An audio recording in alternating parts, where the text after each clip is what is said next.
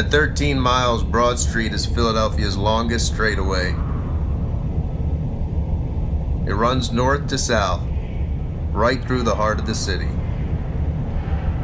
And it just so happens to wind up down by Lincoln Financial Field. It may only be 100 feet wide, but we'll find a way to make room for everyone. Let's go. Who doesn't love that? You just recapture all the moments and everything else. But Bradley Cooper there.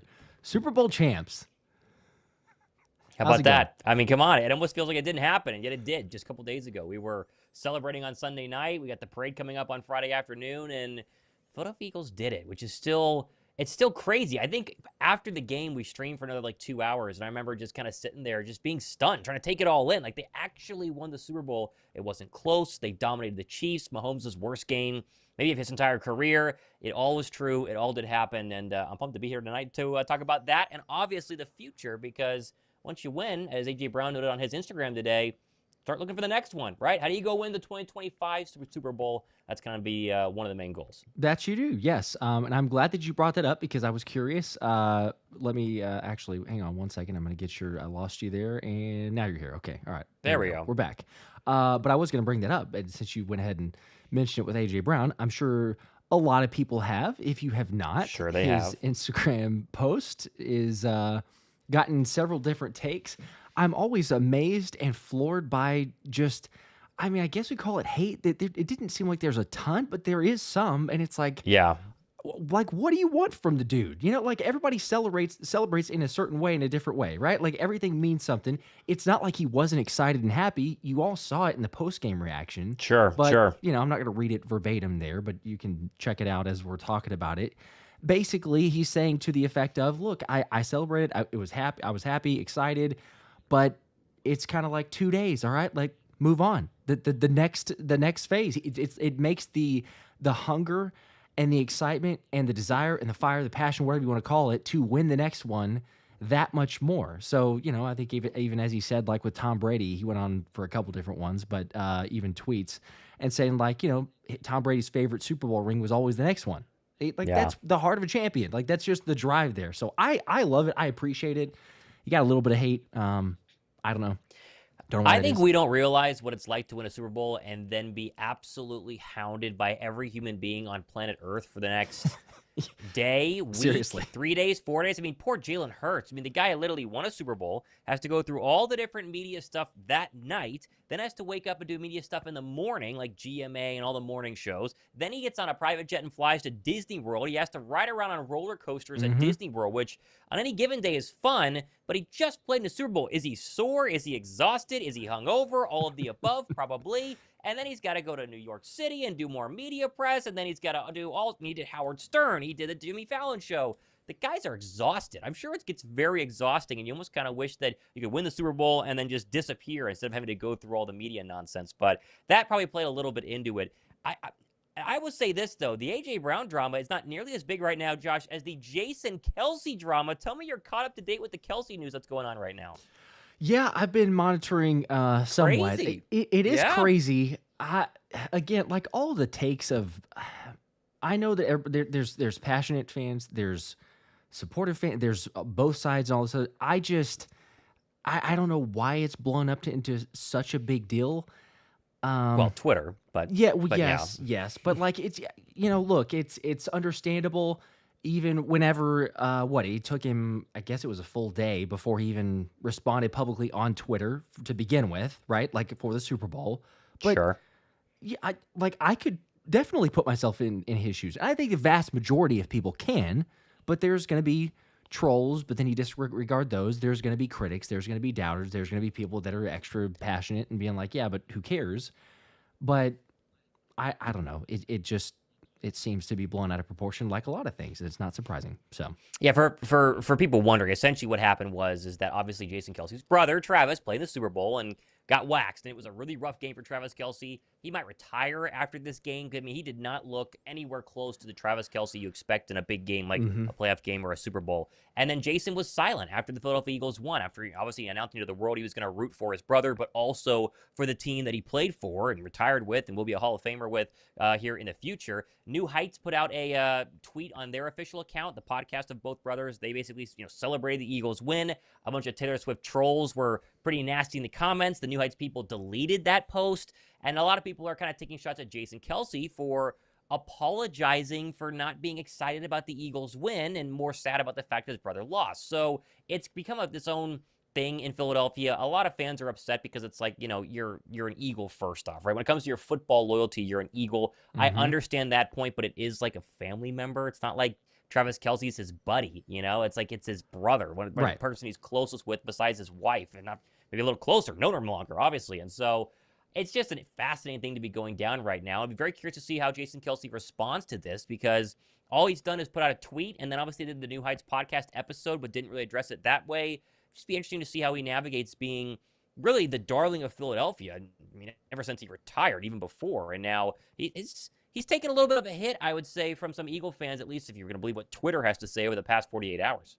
Yeah, he definitely has. To me, it's not a big deal. I get that it ends up making news, and people gotta have something to talk about. I don't mind it at all. Like, I know that he cares about the Eagles. I absolutely do. Sure. But being big family guy, like I know you are as well, yes, I totally, like, if I've got a family member, I'm going to support them. I sure will have loyalties, but it's very difficult. I could only imagine, right? Like, he even kind of he tried to make the similarity or saying like, oh, I can only imagine from my parents now. Like it makes more sense for me of when my mom's at the Super Bowl watching us both play against each other, how conflicted you are. You're happy for one, but you're devastated for the other. And it's a similar thing there. So I don't know. They're something to talk about. It's what it is. It's not something to talk about. It's not anything major. The Eagles are Super Bowl champs. That's right. We got a celebration. On the Kelce note, a more positive spin, though. I am curious to get your take, because we were having the long discussion last night. Anthony DeBone had hopped on. I think Anthony was here briefly for the stream, so shout out to him. Hopefully his voice is slowly getting back. But the comment or the back and forth that we were having was, who do you think is going to have the Jason Kelce moment? Like at the podium, will there be one? If there is to be one, who would you go with for that speech? I've seen that all over Twitter. Obviously Chris Long announced on his podcast that someone has requested his famous fur coat from 2018, and so there'd be some. There's always going to be some drama, or at least some fun happening at the Eagle Parade. I don't think you ever match Jason Kelce, because A, it was Jason Kelce. B, he was wearing that outfit, the most ridiculous thing we've ever seen in our entire life. And C, it was the first Super Bowl. And I've had a lot of people ask me, like, which is sweeter, this one or the first one? The first one is always sweeter no matter what. And what they actually were able to do in that postseason when they shouldn't have been there, according to most people in the media, due to Nick Foles being the starting quarterback, the Philly special, all of that is why it's more special.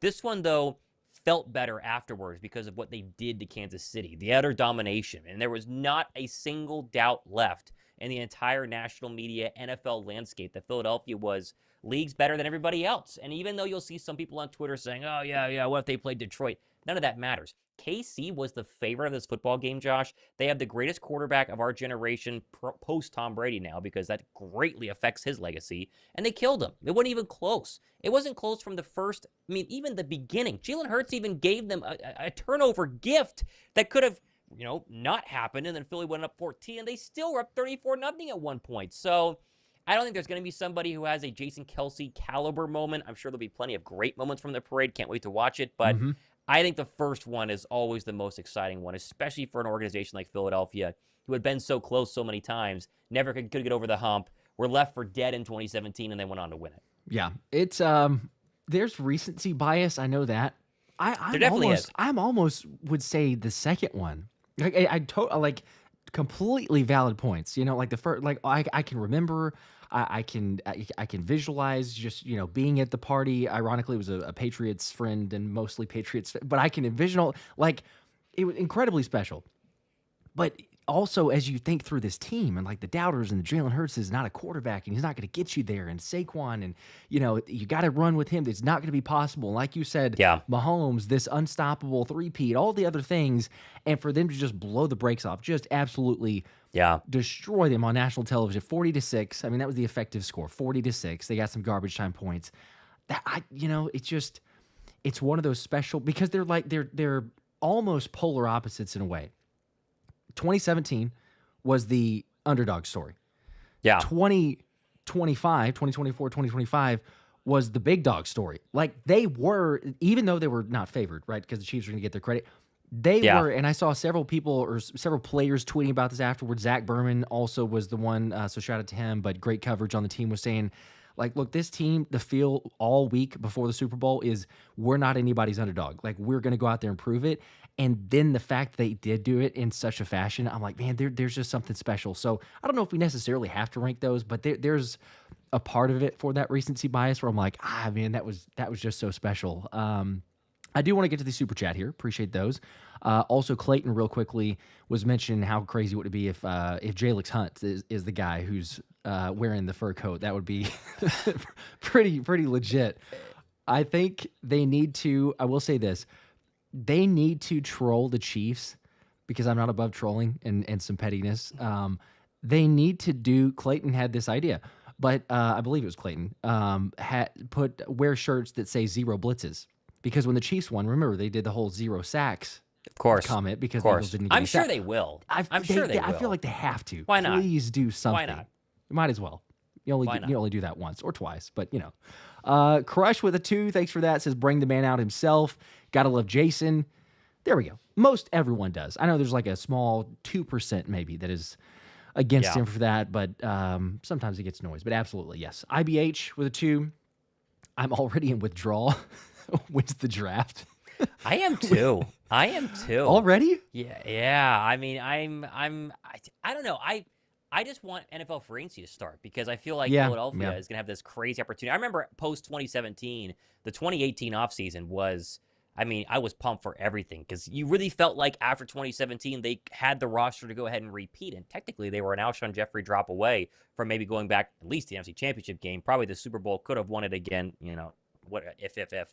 This year, though, they do feel like you can take a roster that is easily the best in the National Football League, lose Sweat and Milton Williams, and still find some diamonds in the rough during free agency, get some really nice draft picks because Howie's been so fantastic, and even add a couple of people who you don't think are going to be anything special. Like, I didn't think Zack Baun was going to do anything, and then he turns out to be an all-pro because the coaching is so good. True. Which, speaking of coaching, we'll talk about offensive coordinators in a second, but I'm ready to go. The draft is end of April. I believe the weekend of April 26th, 25th is going to be the draft. Yep. Plenty of hype until then, and we'll obviously cover it all here. So if you haven't been with us for a off season, it's almost as busy as a regular season. It just has a lot less, I would say, scheduling, Josh, right? Because we always have a Monday recap show after a game. We always have a Saturday preview show, a Sunday live stream. Off-season's a little more kind of shotgun, close your eyes, throw a dart at a board, and you have no idea when the posts are going to come out because the news is so random. But we're working pretty hard. We're working really hard. Yeah, and there is absolutely one guarantee. It may be a little bit less, I'll say that, because of the whole free agency, maybe not as big players this free agency, but it's a lot more of the quick jump on the live stream because last year obviously was like it felt like every couple hours, like, oh, hey, there's another signing, jump on, do a live stream. So if you haven't already, make sure that your notifications are turned on. Everyone, lots of subs already. Make sure to do that. I will also, because I think I had this here to share for dates. Hang on, there was, is it going to work for me? This is the rough part of the screen. Let me see. There we go. That's a little bit better. You can kind of see it. Draft is, like Thomas, you were saying, 24th to the 26th of April. Yeah. Free agency starts March 12th. The 10th is illegal tampering. I know it's always confusing for people. It's so odd because it's basically already wrapped up by the 12th, but those are the official dates. And then the other interesting dates are just ones to point out. Shout out to the Inquirer, great article, source of info. NFL Scouting Combine, February 24th.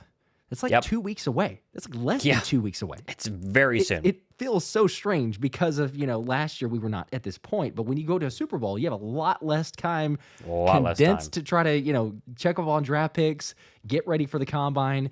You got that. March 30th, league meeting. April 21st, as I mentioned, right before the draft, that'll be the Eagles' offseason workout program. And then after the draft, you got May 2nd through the 5th and May 9th through the 12th for the post-draft rookie mini camps. So lots of stuff all throughout the offseason. And speaking of things going on in the offseason, we have now officially both announced it, that Josh and I are there you go. Bringing a couple of subscribers. We don't have the exact number yet. We're working on that, obviously. But Josh and I have a pretty cool opportunity to take you guys, some of you guys, to the NovaCare complex to have an ice cream party with the Philly Dogs. And that's exactly what it is. We're going to get to take subscribers, tour the whole NovaCare complex, probably get to look at both Lombardi trophies, Josh, would be my guess. They're probably going to be in there. It feels appropriate. Then, we're going to get to hang out with literally Jalen Carter, Nolan Smith, Nakobe Dean, Keely Ringo. Am I missing Jordan somebody? Davis. And Jordan Davis, obviously. Yep. Those five. So pretty good year to do it. And all you got to do is be subscribed. We're going to announce how to go ahead and officially enter and how we're going to pick people coming up. We don't have a date set for it yet. We know it's in the spring is what they've told us. Right. But sub to both channels to be eligible. So make sure you guys go ahead and do that. So we're pumped for that one. That's going to be very fun. There we go. Yes. And we will be documenting it all. Obviously, you'll see it on YouTube. Instagram is maybe a little bit better if you want like the immediate updates. I'm going to bring gear that I did not bring last time because, photo ops and autograph opportunities, things like that. And I'm not exactly sure how I'm going to react, quite honestly. So I'm pumped, to say the least. But the fact to meet the Philly Dogs doesn't get much better than that. Little collab with the Eagles. So shout out to them. We appreciate that. Jordan with a 5 also appreciate that too.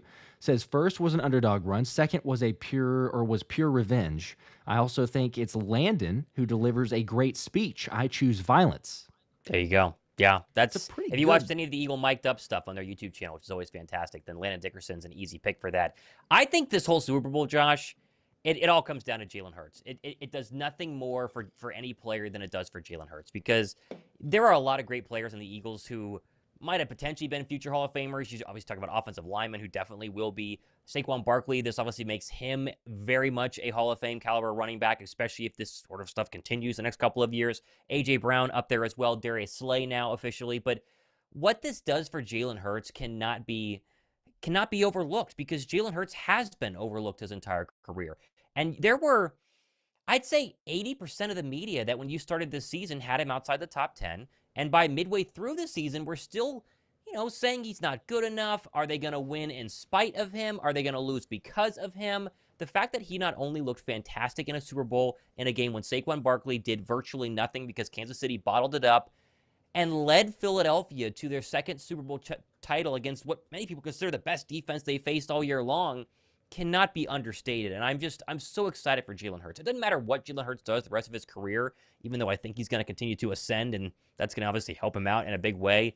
What this has done puts him in a completely different, untouchable category than the Josh Allens of the world, than the Lamar Jacksons of the world. The Matthew Stafford, he's up in that category now. Winning a Super Bowl versus a guy like a Josh Allen who hasn't made it to one, regardless of how much you think the talent gap is there, the actual gap between both quarterbacks is monumental with Hurts far in the league now, and I'm just so pumped for him. It's got to be so exciting for him to sit back and realize it. Absolutely, yes. And I was trying to find a couple different clips, and this is I think it's got to be the best photo, right? With the cigar, the Lombardi Trophy, what he just accomplished, going off trying to get a little bit of silence or some room to himself, which is impossible, of course, but as much as he can. That is the iconic image and picture there. And then the Jordan commercial was perfect timing, as well. Mm-hmm. So man, how great could that be for all the doubters? But yeah, Thomas, you're right. We've had and a decent amount over the course of the season, whether it's people in the streams, whether it's people in the chat, whether it's people on Twitter, and the doubters just keep coming. But Jalen Hurts, I loved it. He had the mic drop as well. He's like, look, if you're to keep doubting me, and that's if that's what it takes to win world championships, then keep it coming, right? Just keep it coming, because that's what fuels him. So it was incredible to see that. Good for him.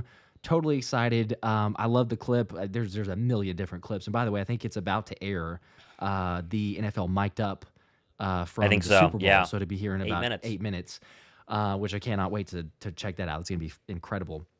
But Jalen in the clip with Smitty, and saying we got some catching up to do. This won't be the last time. And then same thing whenever he throws the touchdown pass to Smitty, Jordan Mailata is I'm paraphrasing, but like, you're him. And so then Jalen's like, I know. He's like, I know. He's like, they shouldn't doubt you. He's like, I know. Right. It's just the confidence alone. But you're right, Tom. Oh, I think you muted yourself. Oh, okay. Every time I There go you back go. and forth. There we go. I was just saying every time it's great to see for QB1 because people doubt him and just proving him wrong. That's all he's doing. Yep. Canucks Briggs with a 5. We appreciate that. Says, thanks for a great year. Couldn't ask for a better commentary duo. Well, we appreciate that. Thank you. Appreciate that. Yeah, that's very nice of you. Yeah, we appreciate all the kind words. I got a lot of really nice comments, a lot of nice Twitter DMs the past 48 72 hours. We know you guys appreciate these shows because what the numbers are doing, right? Like these two are the 2 biggest shows on YouTube, so it's not lost on us that you guys watch it, but just to hear from you guys how much you actually enjoy it, is it means a lot to us because we're obviously massive Eagle fans, but we're also trying to give you guys the best content possible. So we're working nonstop covering the Philadelphia Eagles, and to have you guys enjoy it so much means a ton. So we appreciate it. Absolutely. Yep. Mike with a 2.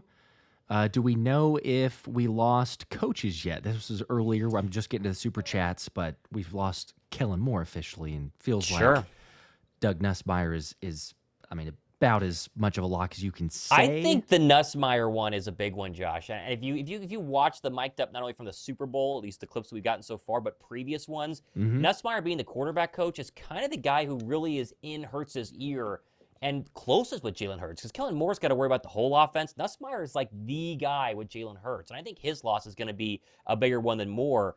I am very excited, though, and you covered this in your show a couple of hours ago on your channel, the fact that they did announce they're going to do a full, a completely league-wide search for the new offensive coordinator, because Kevin Patullo, I think he talks a good talk. I think he has the resume. I think he can be the hire, and I have no problem with it because, as I said in my show 2 days ago, we have no idea, why Vic Fangio works and why Brian Johnson didn't, because we're not in the building, right? Like, obviously, there can be some, historical references to help us kind of believe that this guy's going to be good and that guy's going to be bad, but we really don't know. So Kevin Patullo could be the next great Sean McVay, and we don't know that yet. But I like the fact they're going to search far and wide to go find somebody, and I do think that the quarterback coach and Nussmeier leaving is going to be something that Jalen Hurts is going to be pretty bummed about. Yeah, it's a very big difference. So I'm right there with you on it because, you look at all the positional, and Anthony brought this up in the live stream last night too, but you look at so many of the guys, Alex Tanney, who got the promotion to the quarterback coach role. Yep. Like that played a big factor, not just with Brian Johnson,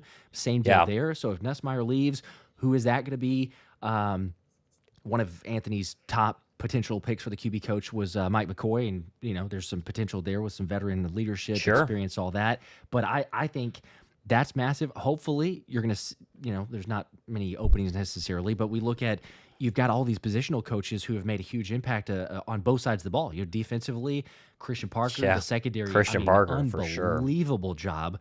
Clint Hurt was a defensive coordinator with the Seahawks, not very successful, but then D-line coach. The difference, too, same deal for Jalen Carter's development. He's a stud, but you still have to credit the positional coaches day in and day out.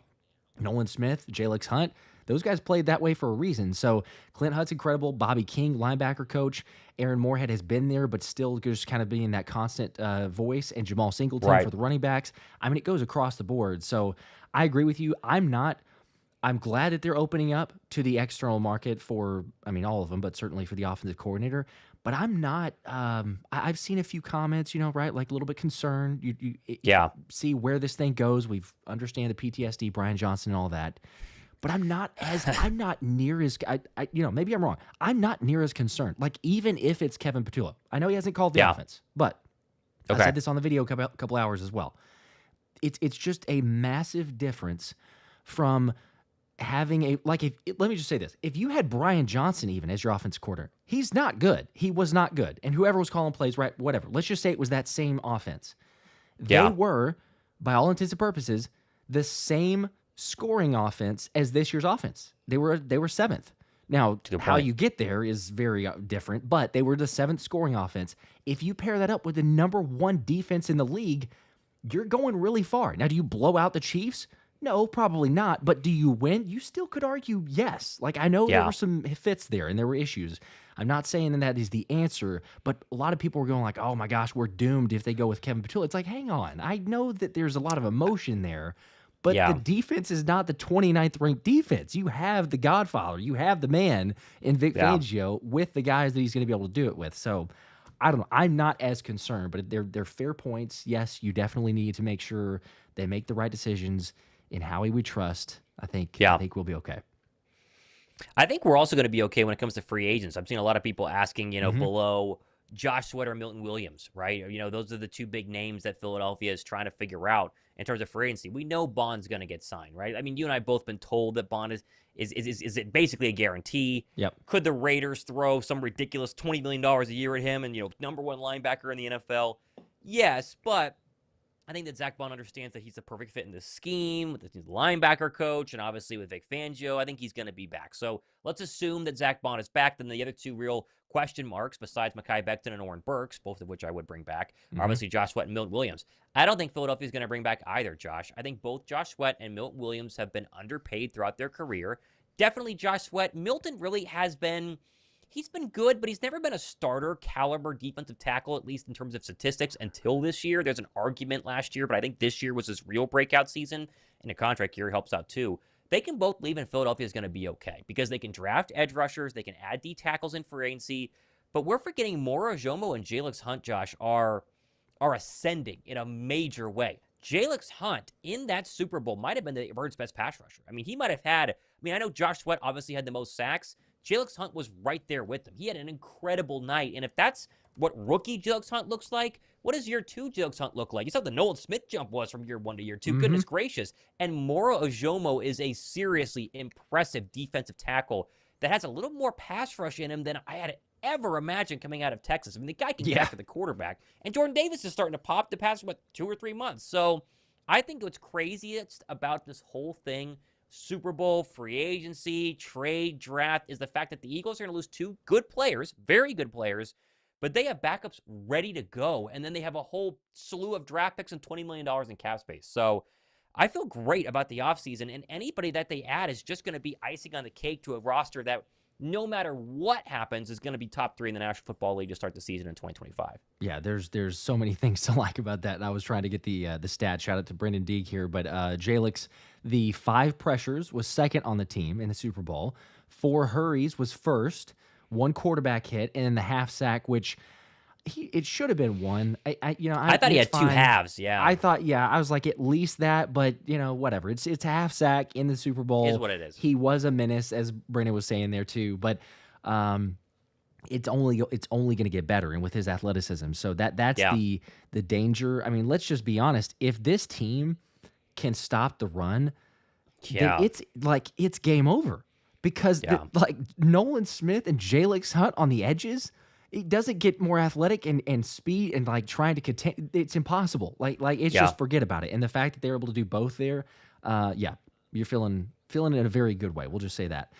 Fernie with a 5, appreciate that. Says, is Carson Wentz our good luck charm in the Super Bowl? He's Seems been that to way. both of our Super Bowl wins on the sidelines. Kind of feel bad for him.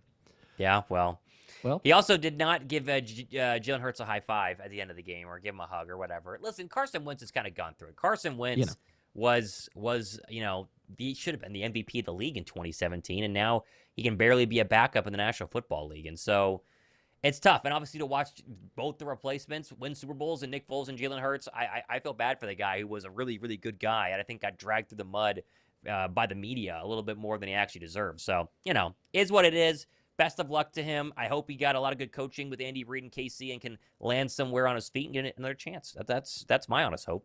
Yeah. If it brought us good luck, we'll take that. But sure, it is what it is. I think his phrase was like what he had made peace with it necessarily. Like, I don't know if he was at peace, but made peace with it. Sure, whatever. So we got a dub. That's really all that matters.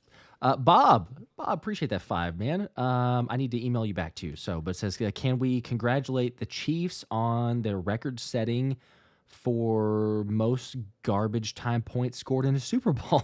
Yeah, goodness gracious. I saw people trying to give Xavier Worthy a lot of love for his massive day, and it was like, I guess he had a pretty good day against the backups. Like, the second touchdown was against the backups. So, it's what it is. I think Xavier Worthy's a great player. The Chiefs are obviously going to be back. They just have some serious retooling to go ahead and happen across the offensive line, the defensive line definitely as well. And they need a number 1 weapon because Kelsey's going to be gone. And without Kelsey, who are you throwing to? Hollywood Brown is non-existent, and Xavier Worthy is kind of a gadget guy. So they have a long way to go. They definitely have a long way to go. Yeah, they're not in the best way. Just with the cap room that they have and the moves they're going to have to make. It's still Andy Reid. It's still Patrick Mahomes. So they'll probably be able to piece things together. But we'll see. Like you said, they're not going to have exactly those same weapons. 48 way with a 5. Appreciate that. Says I'm from Texas. There we go. And been having a Kelsey moment every day trolling Cowboys fans. I've been unbearable. That's got to be fun. Love both channels, guys. Go Birds. Best part of the Super Bowl win outside of Philadelphia is that fact that Dak Prescott is like, we're going to do this next year. Like, we're definitely going to duplicate this. And then did you see Joe Burrow yesterday to apparently tell his front office, like, hey, the Eagles are paying 2 receivers. They have a great offensive line. Why don't we model our team after the Eagles? And you go, yeah, that'd be pretty nice if you had a GM who actually could. Like, you can't just, model yourself after the Philadelphia Eagles and just, like, make it happen, right? You got to have cap wizardry. And you got to nail draft picks. And those are 2 things that the Bengals haven't really done, post Jamar Chase and Joe Burrow. So easier said than done. But it's fun for people to finally be like, hey, wait a second. Can we be like the Eagles? Because they're kind of stacked and paid everybody, and everyone's under contract for the next couple of years. Imitation is the most sincere form of flattery, really yet they can't quite figure out how to do it. That's the issue. Really is. GMs try to, and then they get in cap hell, and they can't figure out how to get out of it. So shout out to Howie Roseman. He can. Jerry Jones claims that he manages it very well. He does not. But yeah, I was getting a kick out of the same thing, seeing Dak Prescott say, we're close. We're close. He's like, we beat them. They're real close. Fairly well. He's like, we beat with regularity both teams that were in the NFC Championship games. Like, sure you do. Sure. Yeah. When it matters, do you? Because that's the most important thing. You may be able to get to the playoffs sometimes, but when they do, can't win the big one. There's still the delusion is hilarious. It's great. They could just keep believing that. Supreme Rich with a 2. Hurts going to give us a Homelander speech. Okay. Could be fun. Yeah. I'm interested. I don't know. Sometimes Jalen with the team, we get the mic'd up clips and the things that he shares with the team or behind closed doors, or even some of the sound bites from his interviews on, with Jimmy Fallon and the others. You're like, that's not a Jalen that we normally see. It's great. Like, I love that. We love those behind the scenes. I'm interested to see, I don't know if it's going to be a Jalen who's very boisterous, or that's never Jalen, but more so for him, or if it's just going to be like chill, not say too much, like a thanks, appreciate it, but it is. I've gotten a kick out of watching these interviews because I'm like, I don't think I've seen Jalen relax and smile that much before, It's hasn't happened. Why not? It's pretty good. Let's see. Michael here with the 5 also. Appreciate that. Said, would y'all think Howie will trade Atlanta Atlanta like a 3rd for Kyle Pitts, or do y'all think we are fully set for tight end? Don't think Atlanta will get much for him. I'm sorry. I don't want to give up a 3rd for Kyle Pitts. He's not been worth that so far. But, 5th or a 6th, sure. By the way, if you see me opening up something, my Super Bowl T-shirts just showed up. Let's go. That was quick. My wife's one is here, and I figured I'll open it up here just so people can see what it looks like, because I gave a bunch of these away yesterday, and I shipped them all. So if you are watching the stream, but I've been waiting for this thing to come in. I want to open it up, and now we're on stream. It's like we might as well. Yeah. Mine are still not showing up, so I'm disappointed now. How about that, huh? I got another one too, but come on, man. So that's the gray shirt. I got the one. Yeah, I got the gray one, and I got the one with the big Lombardi trophy on it too, that I saw in there. So yeah. But it's delayed or whatever. But okay. I don't know. It's pretty sick. Pretty legit. Right with my Super Bowl 51. I bought that the same night that it happened. So fun stuff. Thanks to my wife for bringing it in. There we go. Cool. Gotta love that. I've got some others that are shipping out. So Bob and others, if you're here in this stream, I'll email. I've just been delayed on that, so don't worry. Have no fear. It'll be shipped out in a bit. Michael, back to Michael's super chat here for a second. Kyle Pitts, I would say no. Also, it's the cap reasons for it as well. You're going to the draft. I don't think you're going to trade any sort of draft capital to get that. You've got Dallas Goedert, but you're also probably going in saying they're going to draft a tight end that they believe in the future, if that's the direction. Because I just can't envision you say, even if you believe in Kyle, I just don't think that he's going to take that draft capital because of the salary cap and those ramifications there. But, I agree.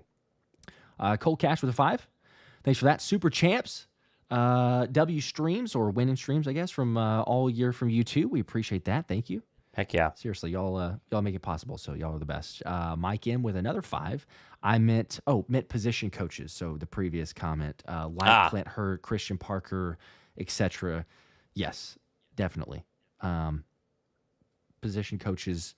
I mean, they don't get enough credit and enough love. I know they're not in front of the media because of the way the regular press conferences and all that stuff, but like everyone else, the other teams looking to fill positions, they recognize it. But for the mass public viewing, unless you are just like religiously following the team, a lot of people can't necessarily go, oh, hey, who's the quarterback coach on the Eagles, right? Like that's just not a natural thing that occurs. But they definitely deserve that for the way the guys have been playing.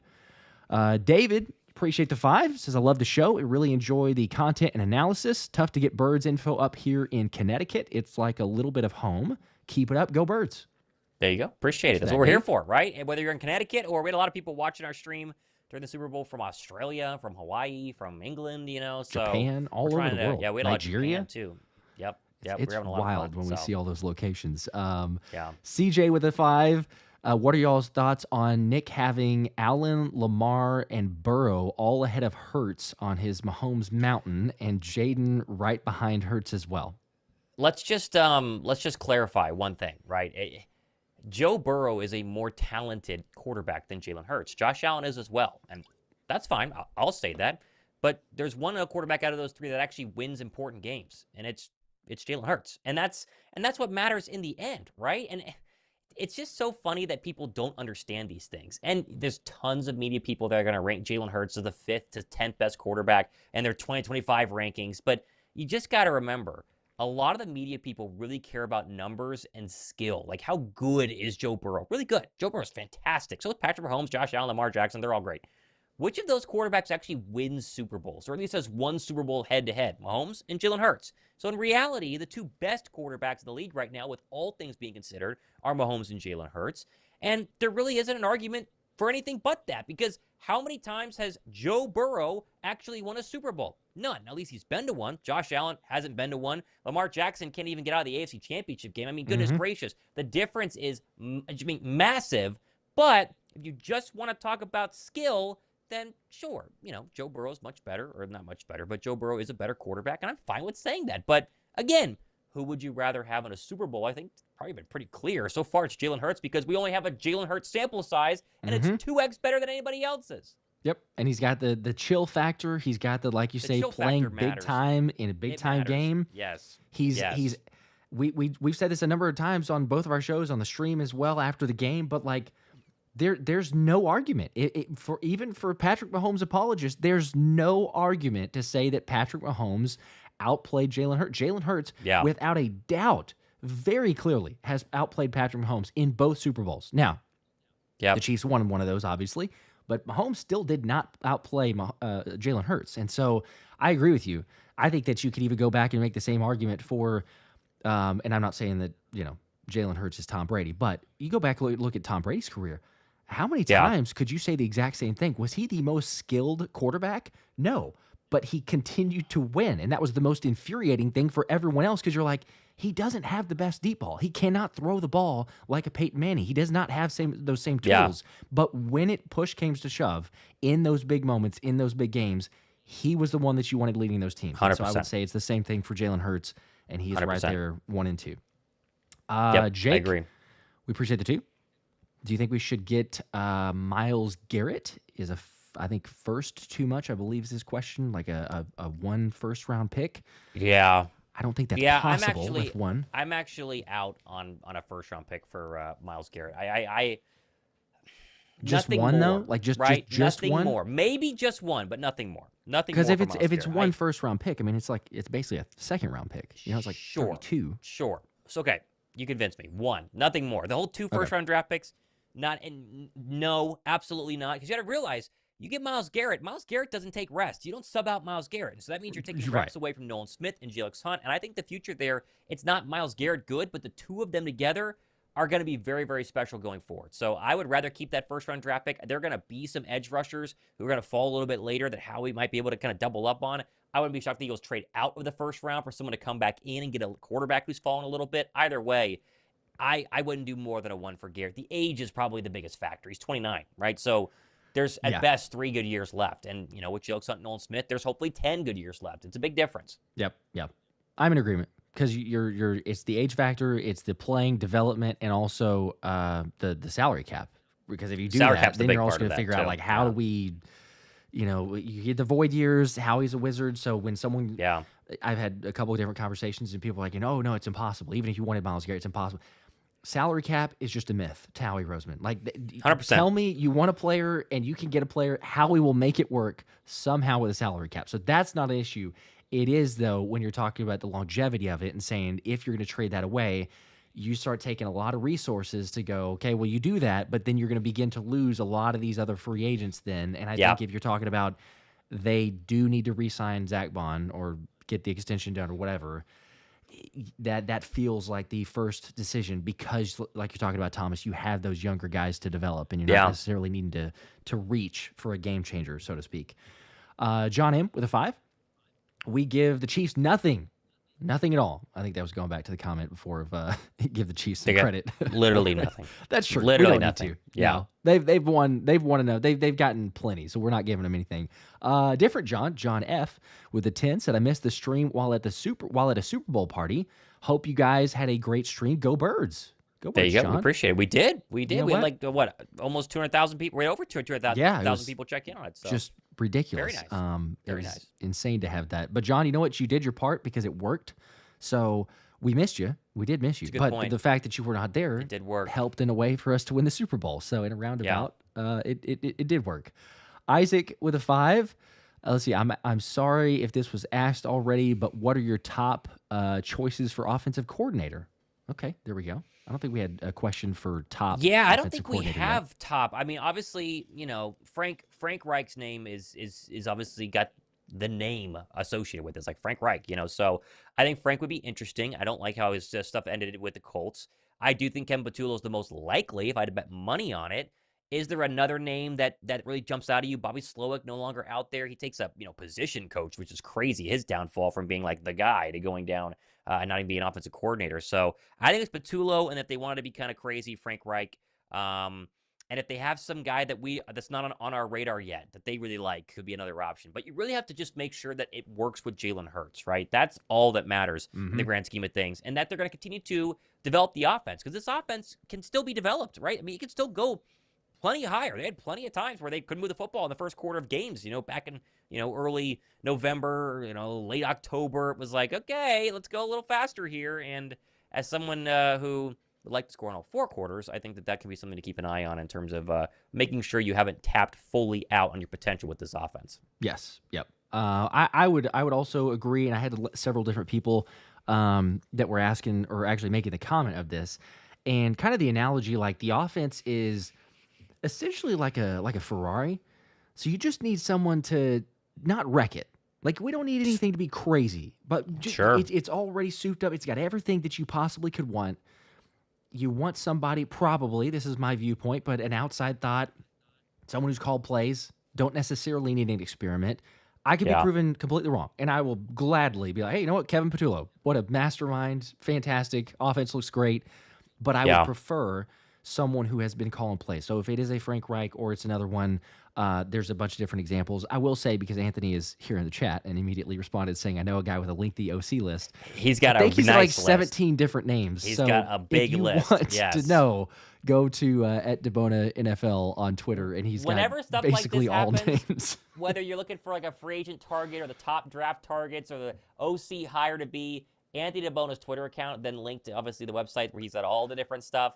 That's going to give you the most comprehensive rundown of who the names are. The name is going to come from that list, just a matter of which one it's going to be. So shout out to Anthony for always having everybody accounted for. Which is really and great. the best part to me is that he not only has all that stuff, but I mean, he'll be able to tell you, hey, this person's cousin is related to this person's brother, and so therefore they got some sort of connection with the team. It's like, I don't know how he finds all that stuff out, but that's to stay posted and stay up to date with who the potential candidates are. He sent over, I mean, legit, I think I've got that tweet. There's 14, 16 names potentially to consider. It's a lot. So I'll link this on the previous one. I will link it as well. It's not the full list that he sent me on a tweet, but he's got 10 3 of them I think are already hired or off the list, but there's still like 7 remaining. So I'll link it for people that are interested in watching it back. Christopher with a 20 bomb, let's go, says Dallas sucks. What do we do with Bradbury and Huff? What is number 1 positional need in the draft, assuming we only keep Baun? And then go Birds. Yeah, so number 1 is edge rusher. I think that's clear. I think that they will most likely be getting an offensive lineman at some point because even though Lane comes back, what happens with Becton? Becton comes back, you still need another offensive lineman. That seems very, very clear. Corner is probably a name or someone to watch in like a 3rd or a 4th round, like a Jeremiah Trotter Jr., cornerback comparison in the 5th round, somebody who you can potentially work on and grow depending on, obviously Slay leaving and then if you just sign Isaiah Rodgers back or not. What was the first part of that question? I was just thinking I should just I'm with you. And I don't know if you were saying it because I was checking on one of the chats there, but tight end also just because of the depth on that side. So tight end draft sure. one. Edge rusher or offensive lineman is going to be the first round pick. Very clearly. The question though is what do we do with Bradbury and Huff? So those are the Bradbury is probably done. Yeah. Huff is either going to be, unless they have some magic trade partner where they include him in, Huff's going to be on the roster, and you got to pray that they can develop him and he has a Nolan Smith-esque jump in year 2. I mean, that's all you got because you paid him. It's a 3-year deal, and you're not getting out of it after year 1. They're not cutting. They're not cutting Bryce Huff. No, they're not. I mean, Howie still believes in it. I know that. Like, what else are you gonna say? You're not. Well, yeah, he's a bust. We totally. But they said the story is yet to be written, and he feels that way. Maybe. Otherwise, it's a big loss. But at the same time, you know what? Hey, we got a Super Bowl out of still missing on that. Not many teams. Yeah.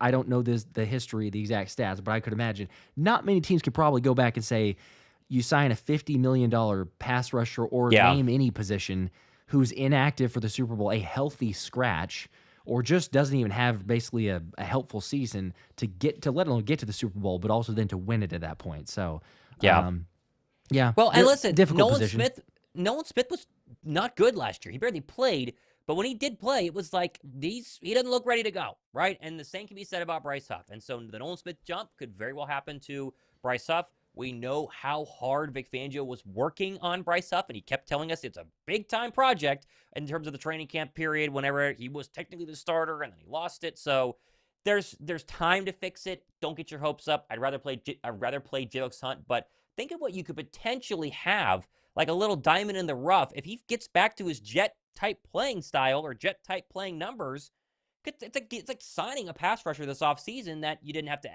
pay extra for in terms of draft capital. That's fair. I will a little bit with the Nolan slander. Just a little. Nolan was getting better towards the end of the season. He was one of the best pass rushers against the Bucs in the playoff game. Yeah, I know it's not saying much, but he improved. But you're also like the biggest Nolan Smith fan, and I think that's fair. In reality, your judgment's a little clouded. He was not ready to go in year 1. Year 2, and that's why it's been so exciting this year because it's a night and day difference. It really is. So let's just hope that Bryce Huff can have a night and day difference going forward. Yeah, I haven't seen the progression as much, but you're right. You could. Sure. We'll see. Josh H with a 5. It took Howie close to half a decade to build the roster the way it has been since 2017. No team can just simply copy him for a now season. Yeah.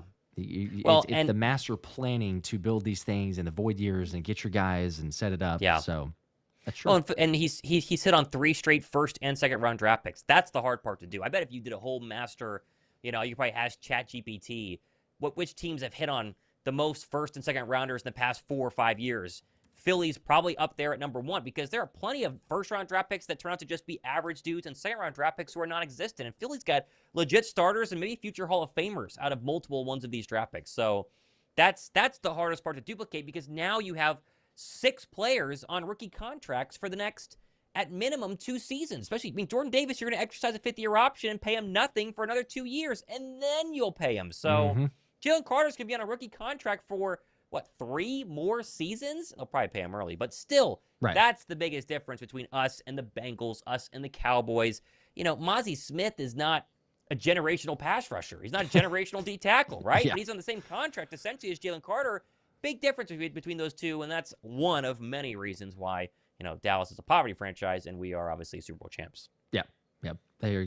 They want to. They'd prefer to be able to do it like They would how love we can, to. but Sure. they just they're not willing to, and Sure. also they don't have really as much of the know-how. So, Rich with a 2, going back to Myles Garrett, says Garrett will be an Eagle. There are people still holding out belief.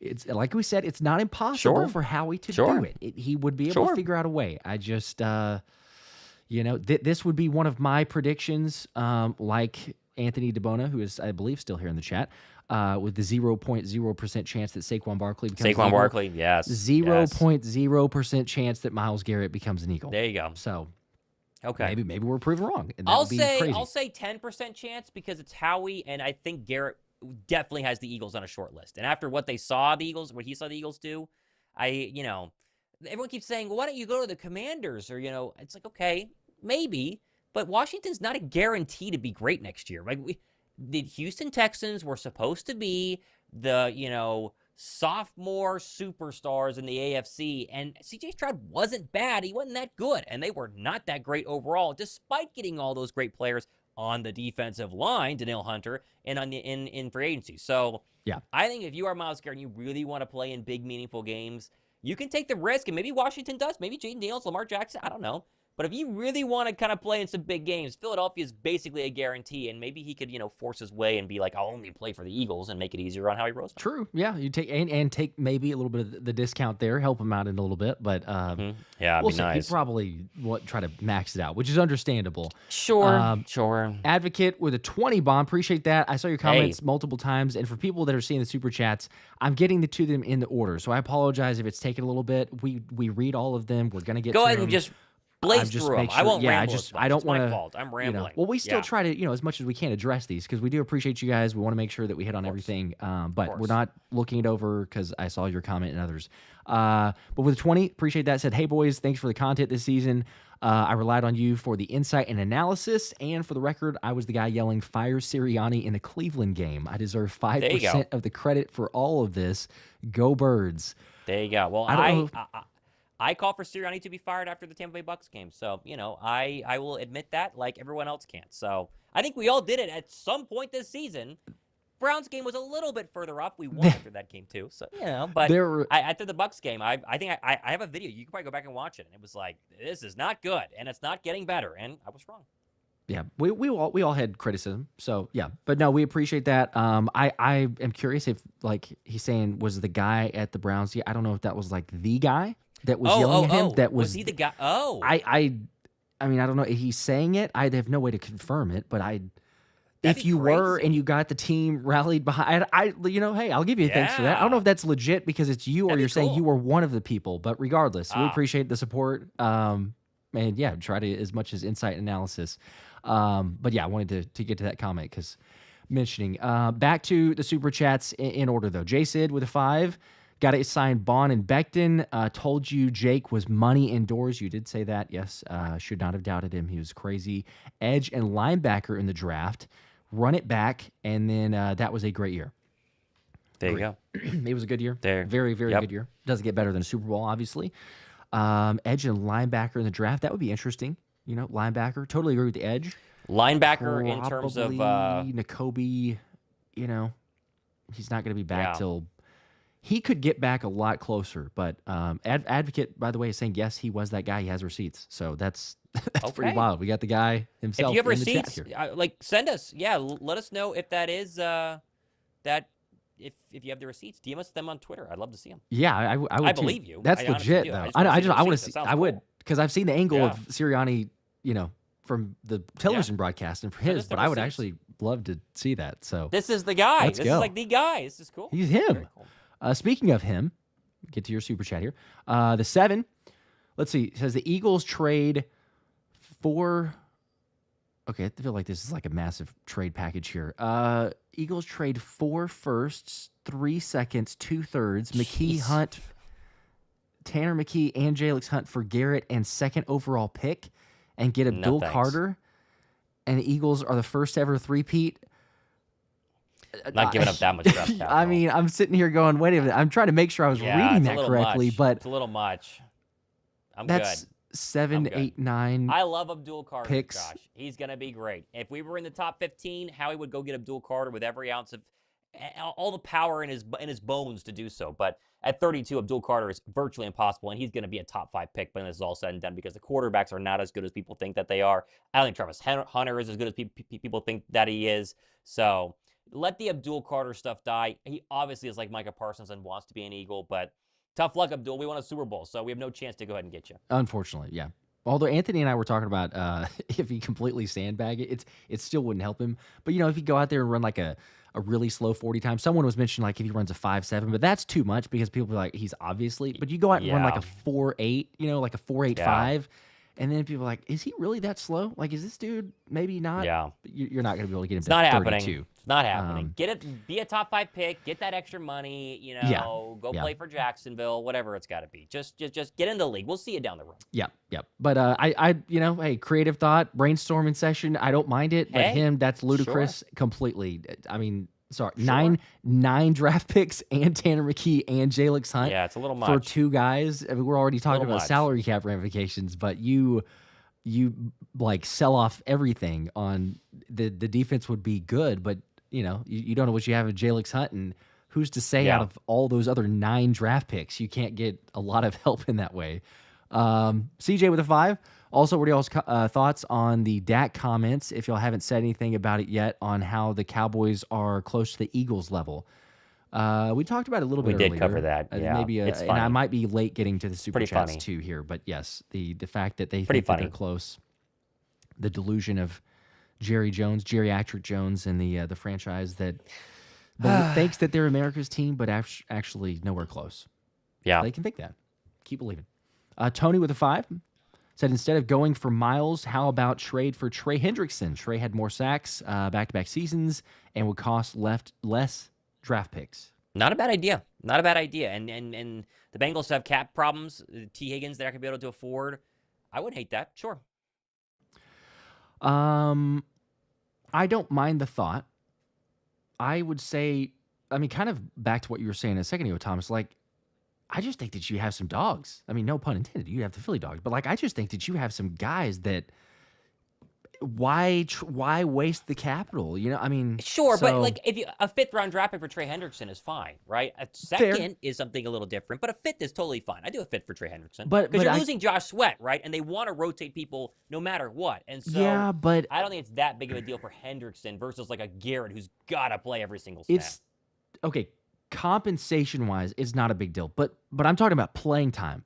Sure. And it's like we basically already saw Nolan Smith and Jalen Hunt are the guys. So if Vic Fangio believes that, you're not even going to waste, and I say waste because that's not a bad deal, but you're not going to waste a 5th-round draft pick even, because you got to say, no, we're going to get a guy who is just kind of like a contributor, but we don't view him as a starter. Because if you get Trey Hendrickson, you're absolutely right. He is all right, let's try to solidify whoever's going to take Josh Sweat's spot. I think that you have more than enough tape out there to say you have your 2 starters.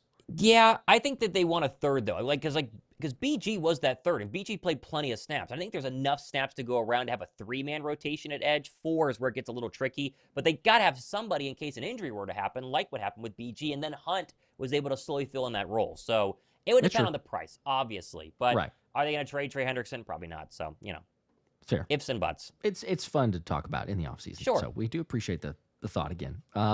Josh with a 5. It drives me nuts when the media criticizes Hurts because of the talent around him. Every quarterback in the NFL would love to have that level of talent.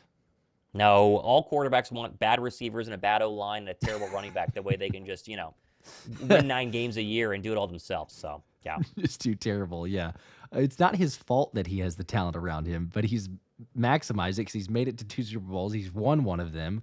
Yeah. And he's not making mistakes in big games as opposed to some quarterbacks who do. So, yeah, it's a lose-lose for Jalen. It at least has been for the media. But again, as he said, as we've said, he doesn't care. It just fuels the fire. So he won. Other guys did not. Haven't even made it. Kevin with a 5. Appreciate that. Says, I feel Sweat and Williams will try to stay. We're gonna have to agree to disagree on that, Kevin. I would disagree on that one. Yeah, but I would disagree on that one. Anthony brought this up, and I echo exactly what he said yesterday. Josh Sweat does not switch to a new agent in Drew Rosenhaus right before the Super Bowl if he's taking a team-friendly discount, because that can 100%. very easily be worked out without it. He 100%. switched to Drew Rosenhaus because he said, I'm getting a bag, as he should. 100%. And so Milton Williams, he's ready to get paid. There's just not really a world because of also you look at Morojomo playing as well as he had that, Zach Berman dropped the news, I guess right before we were hopping on here, saying that the Eagles are going to have big decisions to make. And speaking with Jeffrey Lurie, Howie Roseman, they're not going to be very big players considerably on the unrestricted free agent market, which means you're going to lose some guys. And they're also anticipating compensatory picks for 2026.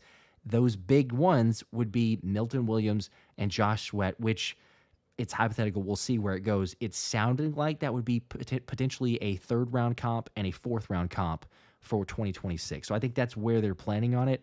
I think so, too. So we'll see. We appreciate the thought. Again, like we would love to keep all of them, but I just think there's not a world where they stay. Dante with the 20 bomb. Let's go. Says, how come no one is talking about Steve Spagnuolo's share of the blame for the loss? Sure. Well, sure. I'm sure Chiefs fans are, bit, but yeah, that was the worst coaching performance I've ever seen. I honestly think that Andy Reid was completely outcoached. They had no adjustments. 2 runs in the first half, 0 screens to stop the pressure. They didn't chip at all. And they left Kelsey on islands blocking edge rushers when he's like 50 years old. I think the offense was a coaching malpractice. The defense did a great job against Saquon. They dared Jalen to beat you, and he did. It's like, okay, well, pick your poison. Welcome to playing the Philadelphia Eagles. Mm-hmm. Defensively or offensively, though, for the Chiefs was the real shocker. It was like, you can't do anything? Like, the Eagles have given up points in the postseason. They haven't blanked anybody yet, so somebody's able to score on them. That was the shocking point for me. Yeah, and the big part, too, was, and we saw it the entire game, not blitzing. They technically blitzed, depending on how you view it. They blitzed Baun twice, but they also brought back Nolan Smith on one play, and then I think maybe Jalen, I can't remember the other one, but they dropped him back. So it was still only 4 rushers or 4 guys getting after the quarterback. So 4 guys, no blitzes the entire game, and able to get 6 sacks, ridiculous amount of pressures, like 40%. That's what caused it, but it's also the fact that Vic Fangio changed the scheme, or at least was trying to game plan for the Chiefs, going they are going to be quick game. And how many times it was Mahomes drops back in that first read where he would normally go quick with the ball was, nope, we're in press coverage. We're coming up now. So instead of being able to get the ball out quickly, he had to go to his second or his third.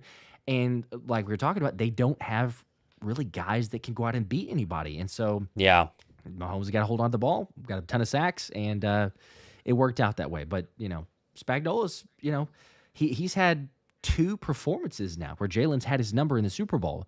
It was a not a good performance from Jalen back in Kansas City, but, that was different offense and all the other stuff with the team going on. So Super Bowl-wise, Jalen's shown up, and Spags has not really had the answer, but it's a good point, something to talk about. Evan with a 5.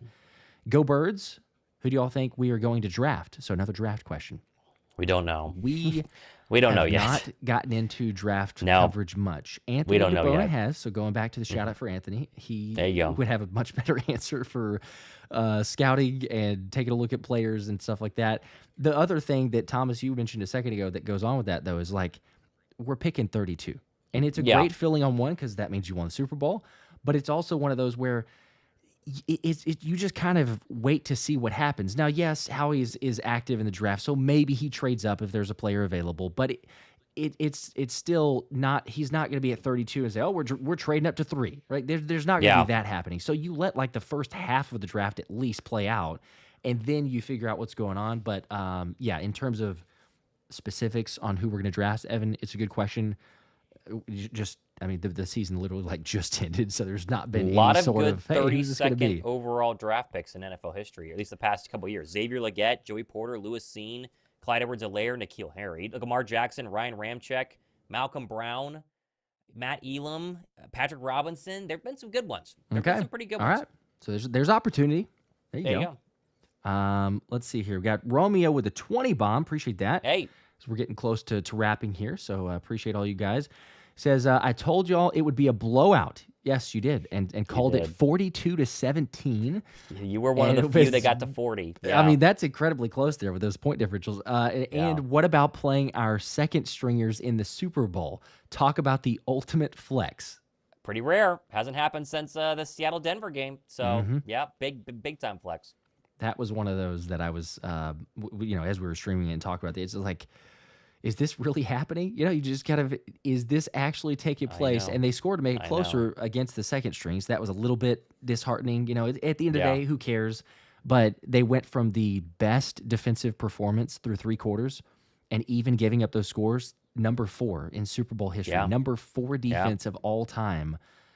It's just unbelievable what Fangio was cooking up, what the players were, really living up to. So I know. We appreciate it. It was the best. One last thing. Oh, I got a super chat here, so I'll make sure I hit that. Anthony was mentioning 32 is a luxury spot. Lots of trade back from 32 in recent years. Could be a way for Howie Roseman to net some extra draft capital. Great point. Yep. And second and third rounders we've seen can be really impactful. So I'll totally agree. Yep.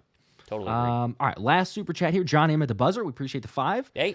John says, Andy coached like he used to coach in big games when he was in Philly. Passive. I didn't want to say that, but there's a reason Andy Reid was fired from Philadelphia. That's not a shot at Andy Reid. Yeah. But it's not like it was sunshine and rainbows Andy Reid's final season or even previous season. So it's a great point. It was just really surprising. They had no answer, and that's why we were all like, okay, 10-0, calm down. 17-0, it's gonna happen. 24-0, and then you're like, wait a second, no, it's not gonna happen. So no, it was surprising. But it happens. It was over, yes. Glad it happened against us. You saw the very similar body language and expressions from Andy Reid that you've seen all the way back in the days of Philly. I know. Yeah, it's sad for him, but we got it. Got a dub. He got his Super Bowls. He's fine. Yeah, plenty. Shady with a 5 says, I already see this lame other fans foaming out the mouth for Sweat, Milt, Baun, and Becton. So I guess, just in terms of maybe other fans or teams trying to get those. They're going to target for sure if they can. Sure. So, just get Baun done. Baun's the big one. He has all the luxury in the world to just wait and say, all right, yes, I want to be in Philly, but let me see what I can get. And if you're going to match it, the other ones, I would hope Mekhi Becton. I think that if there's, out of all those 4, and even others, quite honestly, I think if there's one player who will give you a discount, it's going to be Mekhi Becton because of Jeff Stoutland, what he's meant to his career, all the O-line room and that. But still, even if we're talking about discount-wise, he's earned a pretty big payday. So we'll see. Cap-wise, be interesting. Yeah, I want Oren Burks back for sure, and I really want Isaiah Rodgers back too, because I think you need a third corner. Yeah. We saw this year, right? Ringo can be the guy, sure, but you want a third corner. Rodgers is probably going to want to start, which is fair, but yeah, Oren Burks has got to come back. He was really good. Yep, he was more credit to him, better than I think what we anticipated. So. Oh yeah. John with another 5 here. John, we appreciate the support. He says, just wanted to keep you on the stream longer. No, I gotta go. So John. we're on the stream. I gotta go. We're about to jump off here, and Beast Guard with another 5. You guys, we appreciate this. We're gonna wrap. It is a 5 bomb.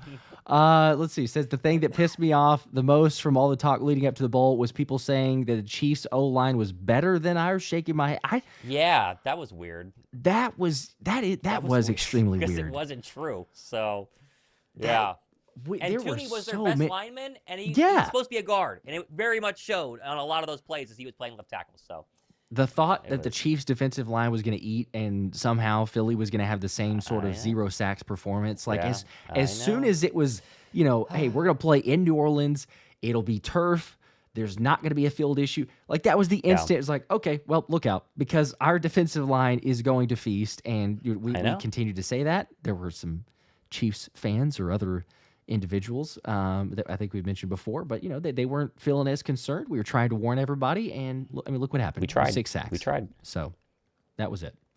All right. I think we ran through the super chats. We do appreciate There you you go. guys as always. We do appreciate it, guys. It is the best. We got some great giveaways coming up. Obviously the Nolan Smith one, so make sure to sub to both channels. I say Nolan Smith one, of course I mean the Philly Dogs, but I'm biased here, so I'm gonna just say Nolan Smith. Jalen Carter's gonna be there too. Jalen Carter's gonna be there as well. But make sure to do that. If you want to watch it back, there's 2 more super chats, guys. We appreciate that. We do need to wrap here. 5 from John says, "Get out of here, fellas." We will. Joey with a 5. Abdul Carter wants to be a Philly player so bad. He does. Can Howie pull it off? No. Joey, I don't believe so. It would be incredible, but no. We did talk about it earlier, so if you want to, you can rewind and catch everything else. But we're jumping out of here. Appreciate it. Thomas, this is a blast. We'll catch you here soon again. All the other content stuff coming. Every week. As always, guys, Super Bowl champs. Go Birds. Super Bowl champs, baby. Go Birds.